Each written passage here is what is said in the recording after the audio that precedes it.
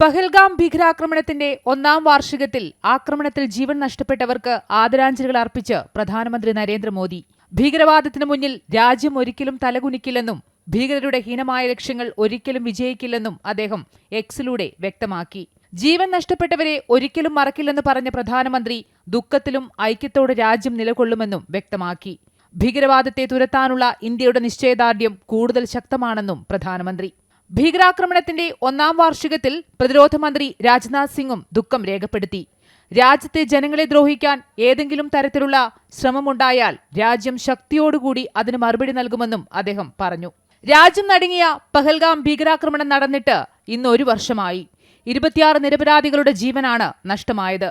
കർശന സുരക്ഷാ ക്രമീകരണങ്ങളാണ് ആക്രമണം നടന്ന ബൈസരൻ വാലിയിൽ ഒരുക്കിയിരിക്കുന്നത്.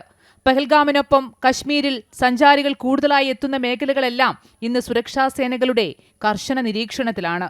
പഹൽഗാം ഇപ്പോഴും പഴയ നിലയിലേക്ക് മടങ്ങിയിട്ടില്ലെങ്കിലും ആക്രമണമുണ്ടായ ബൈസരൻ വാലി പുൽമേടുകളിൽ ഉൾപ്പെടെ നിരവധി വിനോദസഞ്ചാരികൾ എത്തുന്നുണ്ട്. മേഖലയിലെ ഓരോ പോയിന്റുകളിലും സൈനിക ചെക്ക് പോസ്റ്റുകളിലും വിശദമായ പരിശോധനയുമുണ്ട്. സുരക്ഷാ ക്രമീകരണങ്ങളുടെ ഭാഗമായി QR കോഡ് സംവിധാനവും ഏർപ്പെടുത്തിയിട്ടുണ്ട്. News desk, Amrita news.